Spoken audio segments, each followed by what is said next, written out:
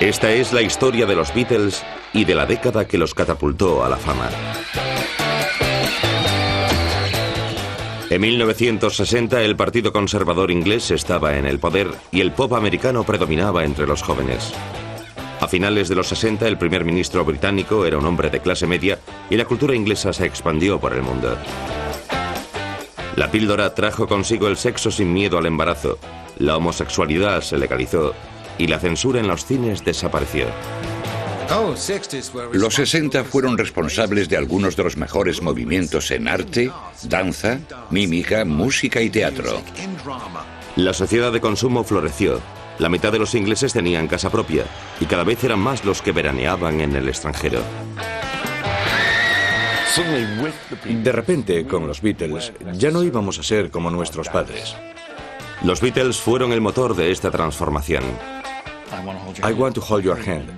Cuando la oí, mi vida cambió. Esta serie trata la revolución cultural y social que supusieron los 60. Los Beatles se convirtieron en símbolo de la década. 4 chavales de Liverpool que se enfrentaron al sistema establecido y ganaron. El mundo no volvería a ser el mismo.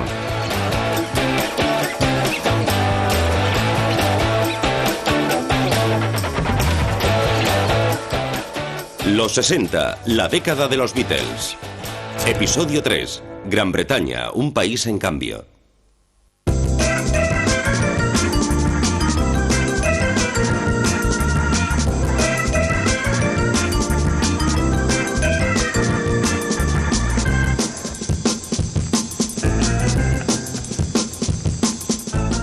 Segura de sí misma y colorista, en 1965 la década de los 60 estaba en pleno apogeo.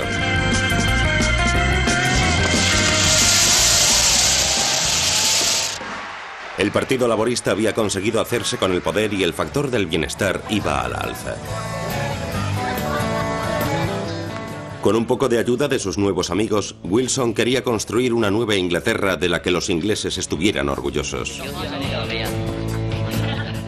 Los Beatles representaban el sentimiento optimista respecto al futuro.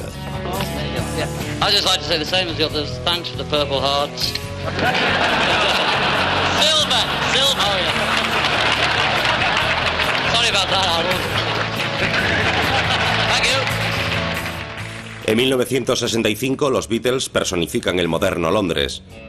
Su actitud de nada es imposible era imitada, su éxito celebrado y su elegante look copiado. Todo el mundo podía parecer un músico de pop. Se cortaban el pelo como los Beatles, claro. Su peinado, que 5 años antes parecía una especie de disfraz, se popularizó enormemente.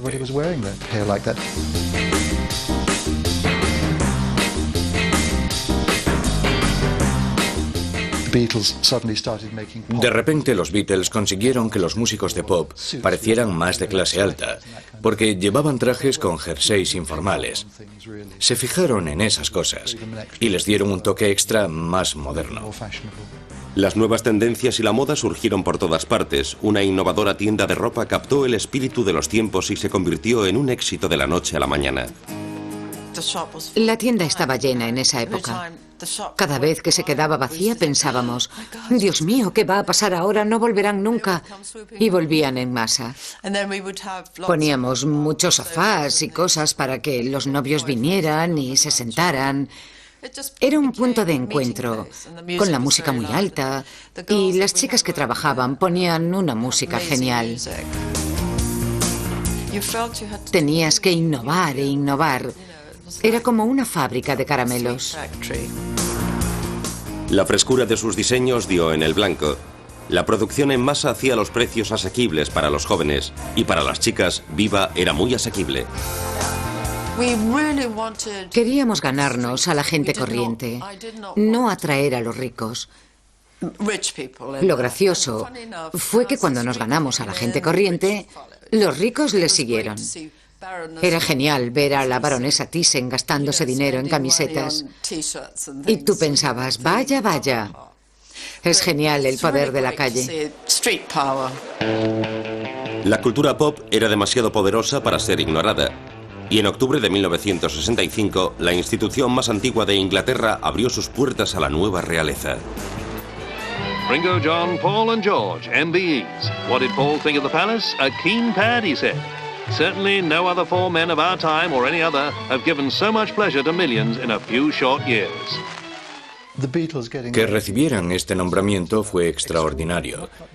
No le habían concedido ese honor a ninguna estrella del pop, ni a nadie menor de 25. Creo que fue una jugada de Wilson. Wilson veía a las estrellas del pop como aliados naturales de la Nueva Inglaterra. Recordemos que la Nueva Inglaterra la representaban los nuevos laboristas y les dieron a los Beatles ese reconocimiento, que en inglés es MBE.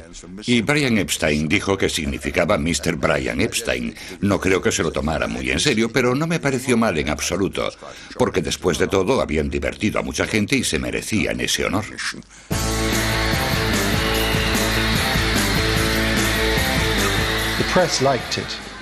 A la prensa le encantó, pero los otros caballeros se quejaron y dijeron que los Beatles eran una panda de bobos. Algunos incluso devolvieron sus condecoraciones. Fue un primer paso extraordinario hacia el mundo en que vivimos ahora, en que a cualquier artista le hacen caballero. Discutieron con Brian sobre si sería una concesión al sistema, pero finalmente lo aceptaron. Los Beatles tenían un elemento nostálgico de entretenimiento. Quizás ese era el aspecto de los Beatles. Parecían artistas tradicionales, y puede que eso alienase a muchos jóvenes porque gustaban demasiado. No querías ser fan del mismo grupo que tu abuela, sino de uno que no le gustara. Así que supongo que los Rolling Stones llenaron ese hueco. Eran como muy malos. Tenían una rebeldía que parecía totalmente inocua, pero daba en el clavo.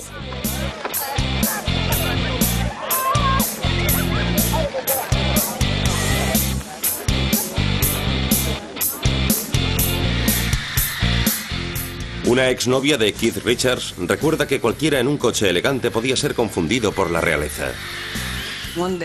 Un día teníamos un Bentley, era de Keith, con cristales tintados, y teníamos banderines del Vaticano, como banderines oficiales. Nos metimos en el cortejo de la Reina Madre. Íbamos detrás de ella y nos colamos en Buckingham Palace, con la música a tope en el coche. Nadie nos detuvo y estuvimos conduciendo por ahí, pasamos todos los controles y fue muy divertido darse cuenta de lo que se puede hacer con un coche así. Nadie estaba acostumbrado a una idea semejante. Podías meter el coche en palacio ante las mismas narices de los guardias a caballo.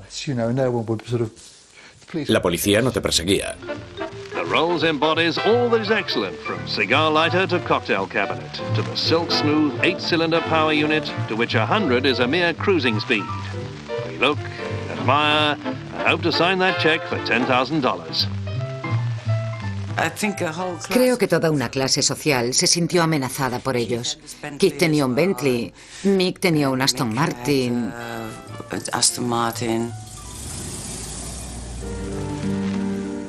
La muerte del gran líder en tiempos de guerra, Winston Churchill, simbolizó el cambio hacia una mayor igualdad social.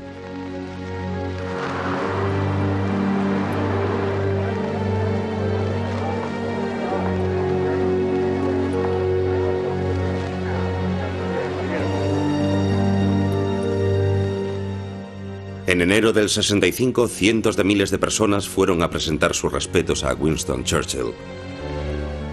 El funeral se emitió en toda Europa y lo vieron 350 millones de espectadores.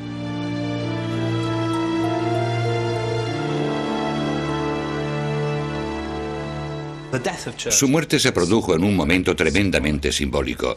Por una parte, era una persona que había estado en política desde la era eduardiana, alguien muy vinculado a la idea de la grandeza británica y el rugido del león inglés. Y por otro lado, había gente como Wilson, que en comparación parecían personajes mucho menores. Fue un momento que marcó el final de una era en la historia inglesa.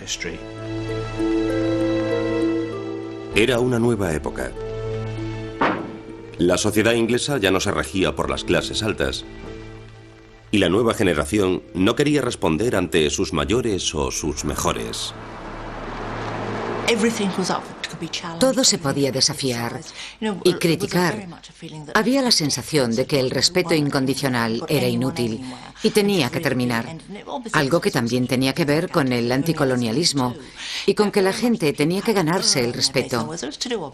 Tenía que ver, obviamente, en parte con lo que decía Harold Wilson sobre la sociedad meritocrática.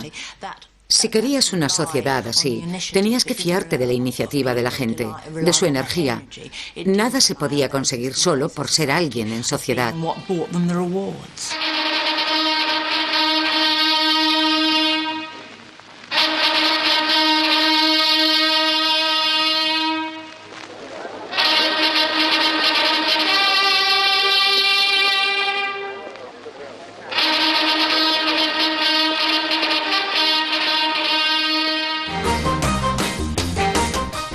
En 1965, el renacimiento cultural inglés estaba en pleno apogeo. Y los Beatles representaban el optimismo. Eran profetas en su tierra y querían comerse el mundo.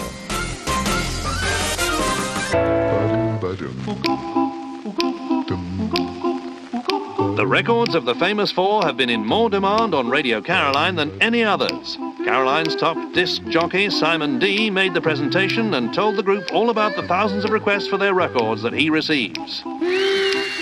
1965 fue el año en que los Beatles conquistaron el mundo. Se convirtieron en un fenómeno global y comenzaron a disfrutar de la recompensa que les trajo la fama internacional. La rapidez y la repercusión que tuvo su éxito en América significó que los Beatles probaran de primera mano lo que era la auténtica fama internacional, la verdadera celebridad. Estaban comenzando a disfrutarlo. All again about the American tour.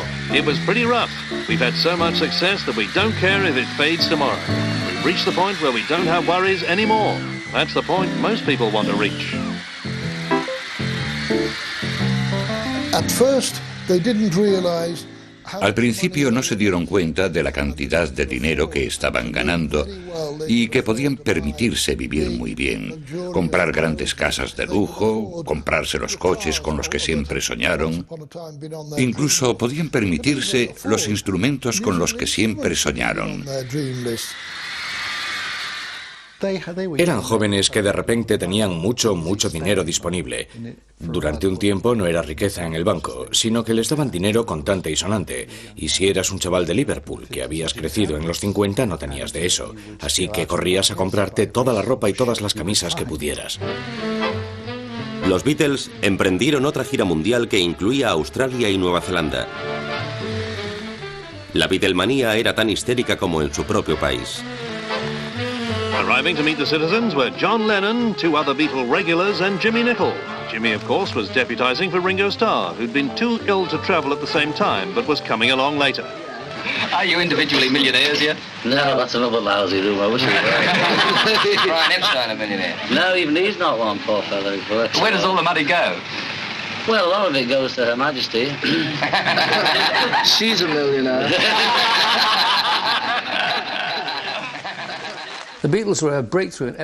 Los Beatles arrasaron en todos los campos, en el arte, la cultura, la música. Cantaron sobre sitios que yo conocía. No cantaban sobre Massachusetts, California o San Francisco. Cantaban sobre Penny Lane, sitios pequeños de los que nadie había oído hablar, a menos que vinieras de Liverpool. Eso fue lo más rompedor.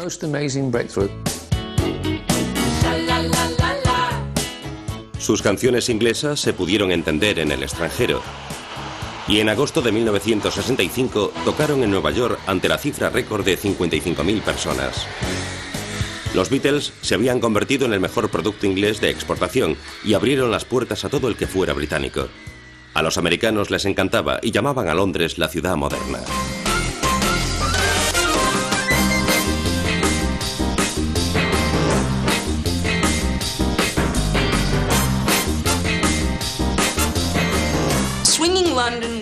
El moderno Londres era una imagen de fantasía sobre lo inglés, que tenía muchos elementos distintos mezclados para el consumo americano y la ventaja turística de Inglaterra. En fin, minifaldas, chicas y chicos con pelo largo, elegancia, la reina, la clase trabajadora, los grupos de pop y las bandas de rock. Tenían que ver con la innovación. Y la moda era probablemente lo más representativo. Eso era Carnaby Street. Los chicos con sus trajes mod, las botas puntiagudas a lo Beatle, las chicas con la falda corta, las medias que se ajustaban tan bien a las piernas. Era difícil encontrar medias así en los Estados Unidos. La ropa y Carnaby Street eran ingredientes importantes en la explosión del moderno Londres. La nueva moda necesitaba nuevos rostros, y de repente las modelos saltaron a la fama y la riqueza siguiendo los pasos de las estrellas del pop.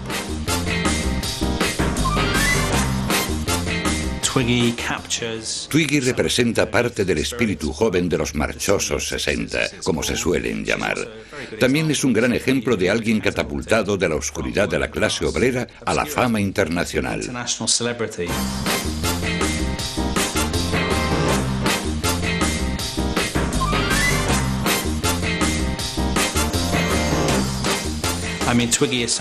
Twiggy llegó donde llegó por su imagen, por nada más.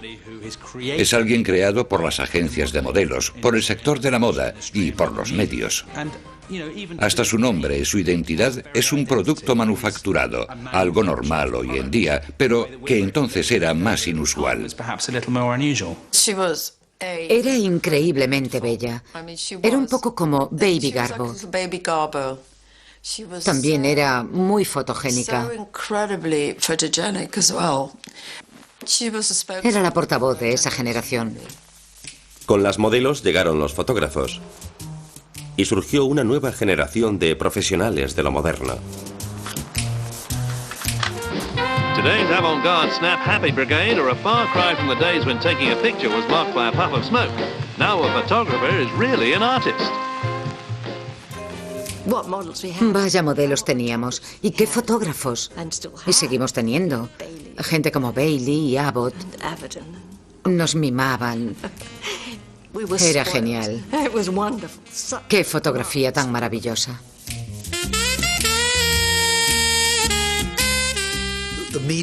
Los medios crecían. La moda también. Y de repente la fotografía, sobre todo en moda y belleza, se convirtió en algo de lo más importante para todo el mundo. Lo fascinante de esta gente era que no tenía formación, ni estudios superiores, ni contactos, ni conexiones sociales, y seguían hablando como siempre lo habían hecho. Pero la generación anterior era gente obviamente de clase media, y se habían hecho fotógrafos de sociedad, pero ocultando su acento, fingiendo tener otros orígenes, dándose aires de grandeza.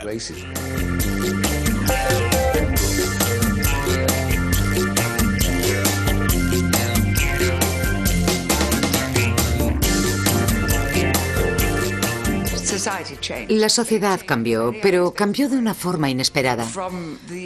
A mediados de los 60, los peluqueros comenzaron a gobernar Londres.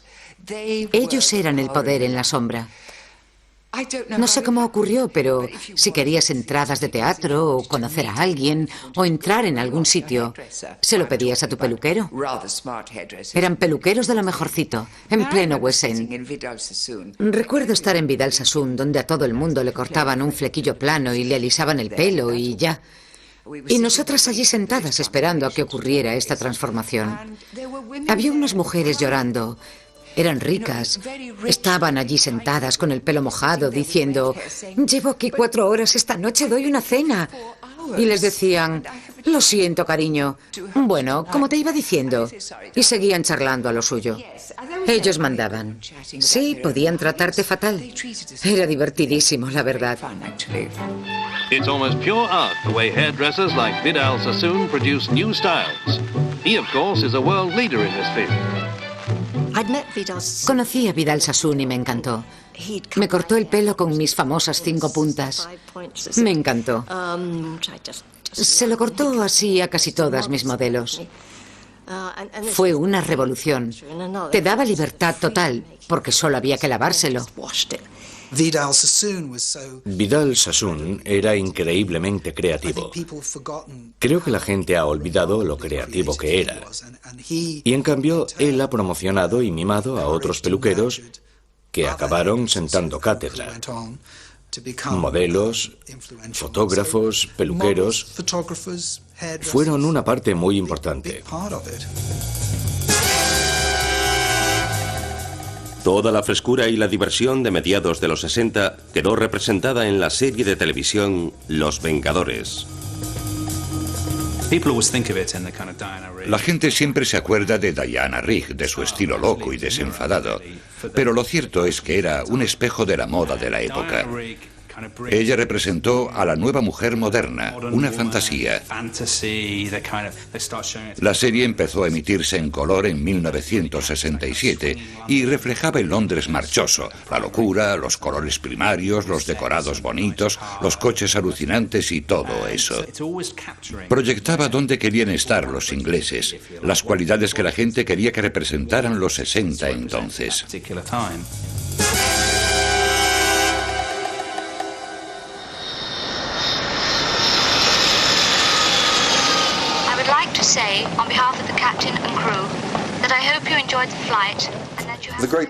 Lo que los 60 supusieron para muchos ingleses es que pudieron viajar. Ir al extranjero era algo que estaba por encima de las posibilidades y la imaginación de la mayoría de los británicos en los 50. Pero en los 60 llegó la era de los paquetes de vacaciones. Empezaron a ir a Benidorm en lugar de a Blackpool. Inglaterra prosperaba y se creó un nuevo perfil de persona que viajaba al extranjero.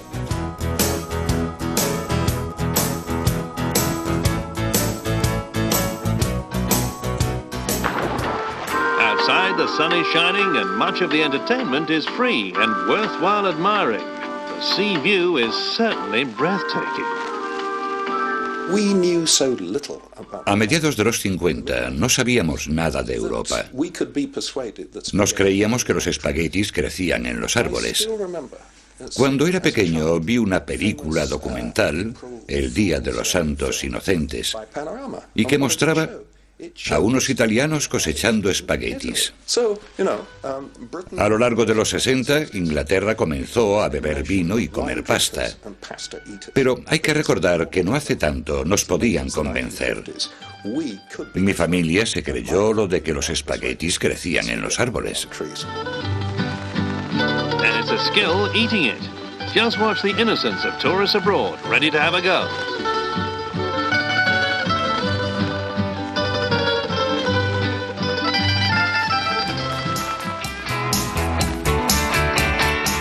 Pero en casa era otra historia.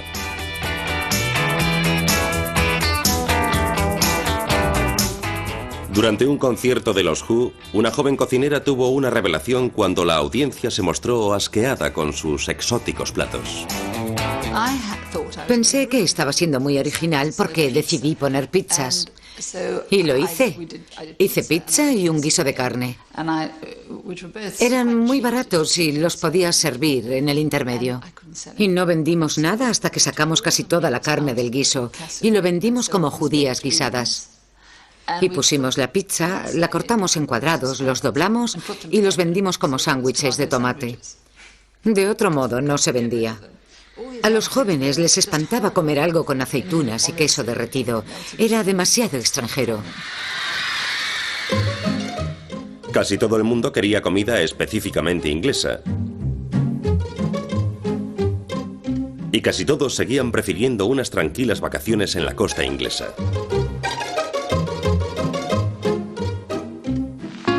We're not in Hawaii or Tahiti. This Beachcomber bar is in a Skegness holiday camp. At this moment, the first hippie hula hula contest in Britain is underway.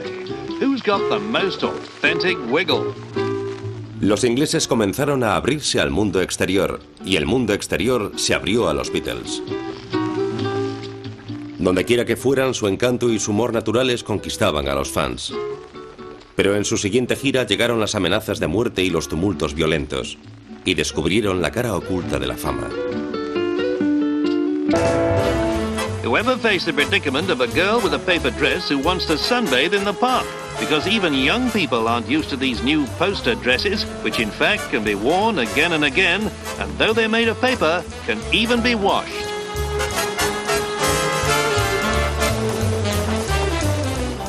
El pueblo británico disfrutó de 2 años de nueva riqueza y libertad bajo el gobierno de Harold Wilson. Pero en 1966 Wilson quería provocar un gran cambio. Convocó elecciones y con una mayoría de 96 escaños regresó al 10 de Downing Street, afrontando el mandato de reformas radicales que siempre quiso. Wilson, que en el 64 ganó por poco porque suscitaba desconfianza, hizo lo típico que se hace en esas circunstancias.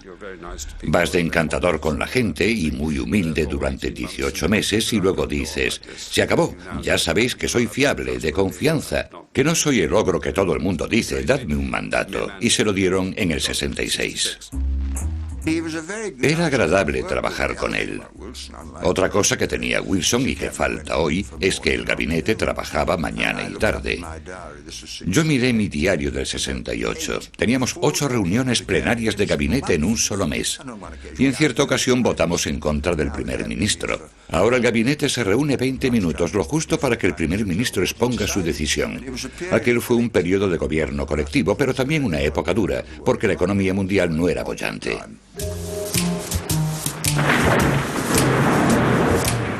La economía británica estaba en mal estado y los Beatles pusieron su granito de arena para ayudar. Obviamente los Beatles tuvieron un gran impacto económico. Vendieron muchos discos, todo tipo de objetos relacionados. Se fueron de gira por los Estados Unidos, llenaron estadios enteros y supongo que hubo un efecto rebote y la gente vino a Londres. Incluso al principio venían a Abbey Road para ver cómo era y a Liverpool a conocer los orígenes de John Lennon. Así ayudaron a la economía.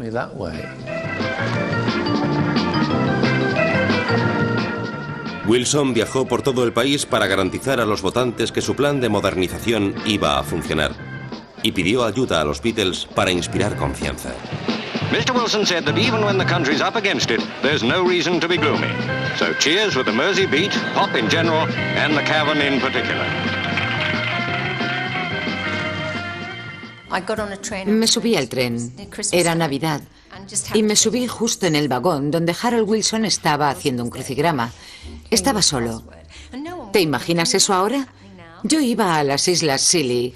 Tenía una casa en Polperro. Él allí sentado en el tren fingiendo ser otra persona y yo fingiendo que no lo conocía. Y él fingía saber quién era yo. Así la cosa. Y de repente alguien dijo, es Harold Wilson, joder, es Harold Wilson. Y él se encogió en su asiento. Cuando llegamos a Plymouth dijimos, hay mucha policía en la estación.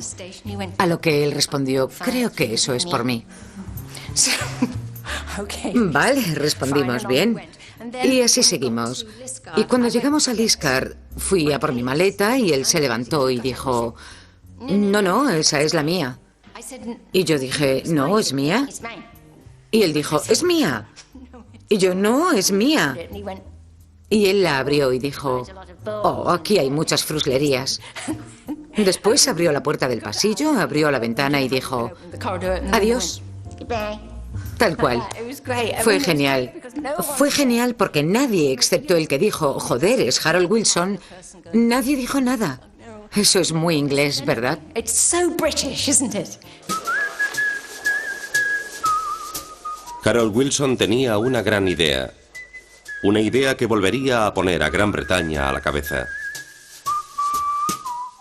Una Inglaterra tecnológicamente moderna, ocupando su lugar correspondiente, siendo una potencia mundial de nuevo, pero una potencia reconfigurada, no anticuada a lo imperial, sino a la cabeza de la innovación, de la fabricación. Lo pensó porque se dio cuenta de que la tecnología siempre es un factor determinante en la política a largo plazo. Se puede hablar de la edad de piedra, de la de bronce y de la era del ferrocarril, de la informática y de la era espacial. Él comprendió que eso requería planificación y si se lo dejabas a las grandes empresas estabas perdido. Wilson se traía algo entre manos. Fue un periodo de enorme actividad en términos de diseño inglés, estilo inglés, arquitectura, música, moda. De repente Inglaterra, de la nada, se puso a la cabeza mundial en estos campos. Había un gran optimismo y no era un espejismo. Había gente fabricando minis, construyendo nuevos edificios céntricos por todo el país. La modernidad estaba de moda y Wilson triunfó asociándose a todo eso.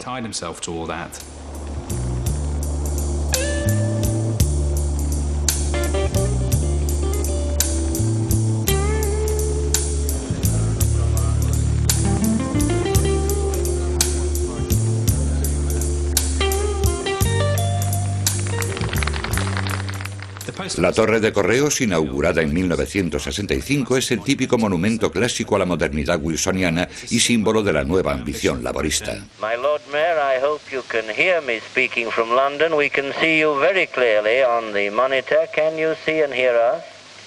Well, I thank you for your greetings, Mr. Prime Minister. Tony Benn y Harold Wilson iban al restaurante giratorio, propiedad de Billy Butlin, en lo alto de la torre, y tomaban cóctel de gambas con patatas. Y todo era muy moderno, elegante, creaba tendencia, era nuevo. Y estaba en pleno Fitzrovia, daba al viejo Londres, y esa era la nueva Inglaterra que Wilson iba a crear.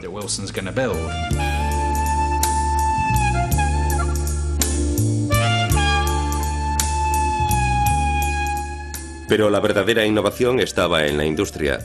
Y aunque estaba al borde de la bancarrota, conseguía responder al desarrollo y la creación de todos estos nuevos productos.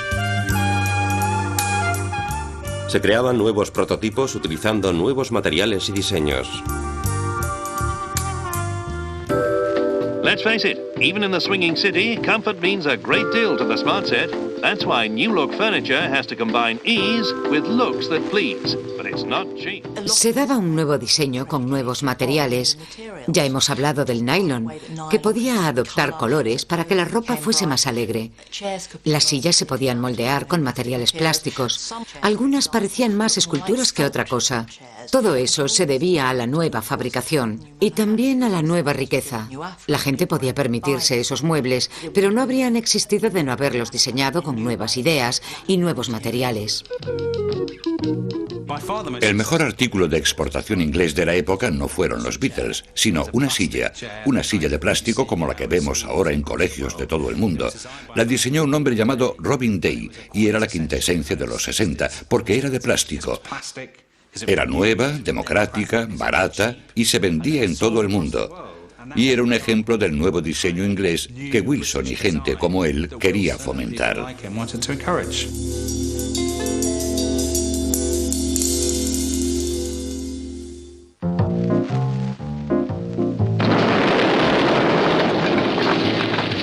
In the Kenfield, an old banger has been sacrificed in the cause of art.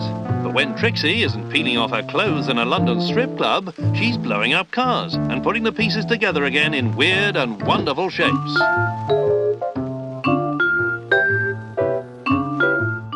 A mediados de los 60, la incipiente y loca creatividad se había instaurado firmemente como principal corriente. There was an art explosion. Hubo una explosión artística. Supongo que tomó varias formas.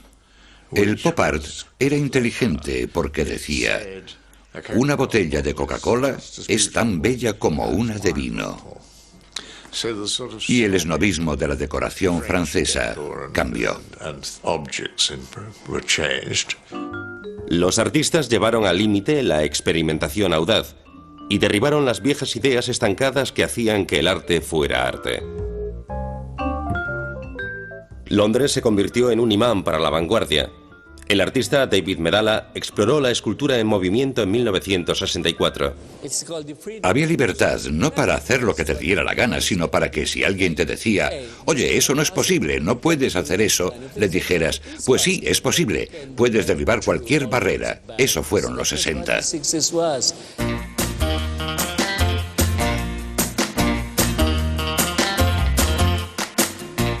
Surgieron galerías por todas partes. El arte nunca había sido tan popular ni tan asequible. Un escenario natural para los Beatles. Cuando los Beatles se mudaron a Londres eran lo mejorcito de la ciudad, lo mejor del mundo. Se movían por círculos muy interesantes, de arte y de vanguardia. No olvidemos que John había ido a la escuela de arte, y eran parte de todo eso. Iban a todas las galerías de moda, las inauguraciones, las fiestas.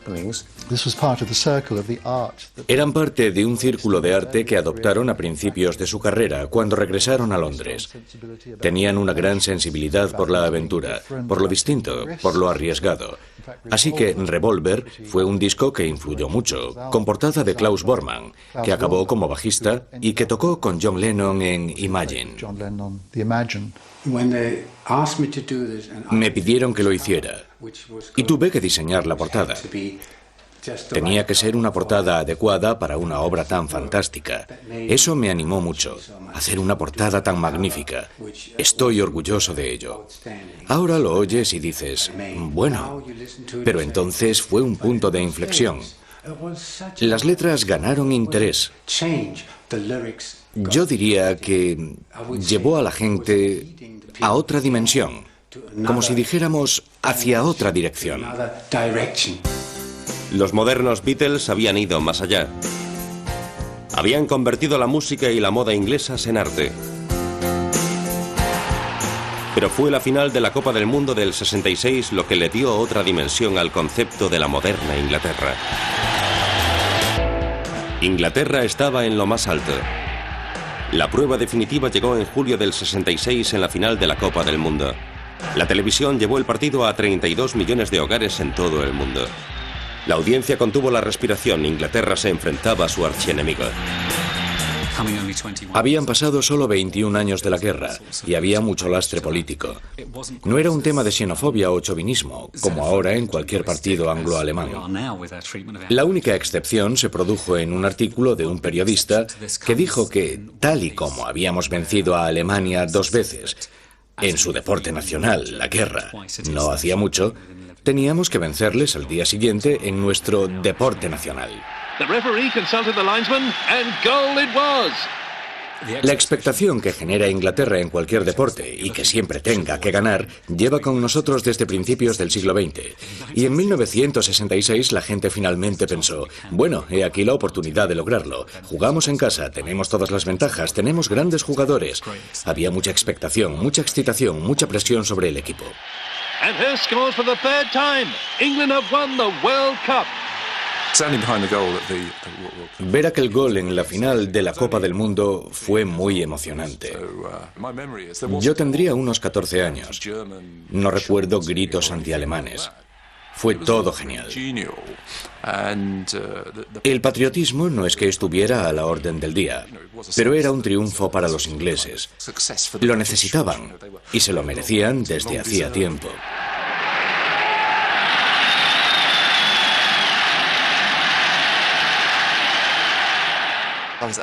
Yo estaba en casa, en Hatfield, y me llamaron desde los Estados Unidos en pleno partido. El teléfono no paraba de sonar. Lo cogí y dije, es que no sabes lo que está pasando. Fue muy emocionante, maravilloso. Yo lo estaba viendo en televisión. Fue maravilloso, pero de alguna forma se esperaba, porque así fueron los 60 en Inglaterra. Todo era realizable, lo creíamos de verdad, y era muy liberador.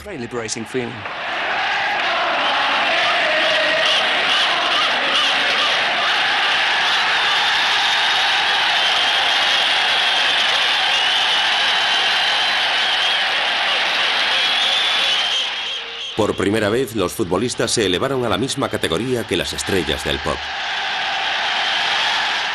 Pero la burbuja iba a estallar. Over the city of London spread gloom and apprehension. There was another attack on the pound. In the stock exchange... De la noche a la mañana, la euforia nacional se apagó. Harold Wilson no podía seguir ignorando la crisis económica. El primer ministro del pueblo impuso una serie de duras medidas para recortar gastos. La fiesta terminó. Julio del 66, que todos recuerdan por la Copa del Mundo, Inglaterra a la cabeza mundial, conquistando el orbe futbolístico y todo lo demás, coincidió con una gran crisis de la libra, una gran crisis económica que llevó a Inglaterra al filo de la bancarrota. Y hubo que afrontar una serie de medidas muy austeras, muy severas. Fue una extraña paradoja de los prósperos 60. Wilson había heredado grandes deudas y había hecho poco por solucionarlo. Gran Bretaña estaba en números rojos. Y el gran producto de exportación británico descubrió que la vida de una superestrella se había convertido en un infierno. 1966 fue el año en el que los sueños acabaron y se convirtieron en pesadillas. El 66 fue un año horrible. Comenzó pacífica y felizmente con la primera parte de lo que fue su última gira mundial por Europa. En Alemania se divirtieron especialmente. Volvieron a ver a sus viejos amigos en Hamburgo. Y luego todo se truncó. Pero en Tokio los Beatles siguieron sonriendo ante la adversidad que culminó en una amenaza de muerte.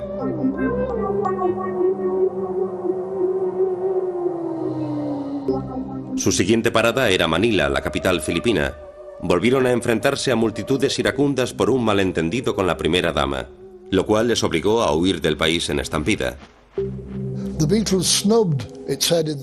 La prensa dijo que los Beatles habían menospreciado a la primera dama y se orquestó una campaña de descrédito desde Palacio. Y nos rodearon matones con armas caseras de algún tipo, disparando al aire alrededor nuestro. Fue una de las experiencias más terribles, quizá la que más, para los que íbamos con ellos. Posteriormente, en julio del 66, John Lennon se las buscó con el cinturón bíblico estadounidense. Le malinterpretaron. Una revista juvenil publicó que había dicho que los Beatles eran más grandes que Jesucristo. Se hizo campaña para destruir la popularidad del grupo. A fantastic Beatle boycott is still in effect. Don't you forget what the Beatles have said. Don't forget to take your Beatle records and your Beatle paraphernalia to any one of our 14 pickup points in Birmingham, Alabama, and turn them in this week if possible. Una o dos veces, cuando llegamos a los conciertos del cinturón bíblico, en Memphis en concreto, recuerdo que alguien durante el concierto soltó un petardo, y en ese instante los otros 3 Beatles en el escenario y todos los demás miramos a John Lennon y creímos que iba a desplomarse en el escenario con una bala en la cabeza. Los Beatles volvieron a casa encantados, pero a sus fans les esperaba un disgusto. Los Beatles fueron los primeros en alcanzar esa riqueza y eminencia visible. Todo el mundo quería ser un Beatle. Pero seguían siendo personas con inseguridades, que habían pasado necesidades en la infancia. Querían hacer cosas, pero les parecían inadecuadas. Querían algo más. Con su música, los Beatles iniciaron una serie de nuevas y excitantes tendencias culturales. Pero en sus vidas personales se conformaron con la misma familia tradicional que todo el mundo.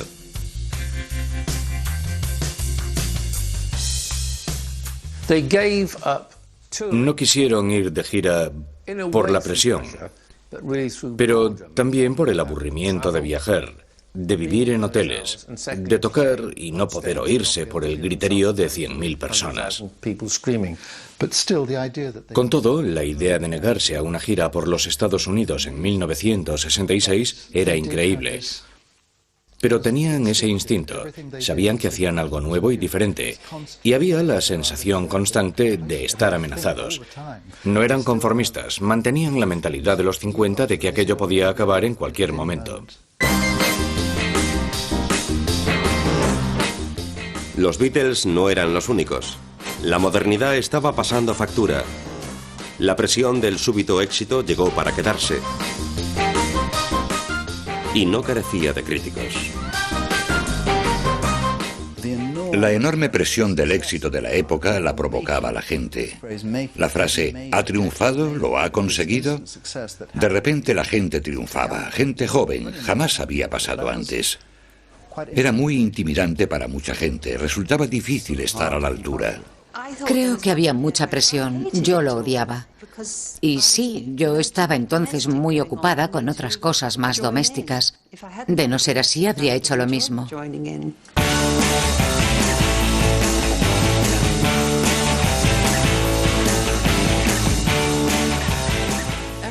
Aunque parecía que estábamos todo el día de fiesta, todo el mundo trabajaba mucho y los sábados sí nos divertíamos, pero también trabajábamos hasta el agotamiento, en serio.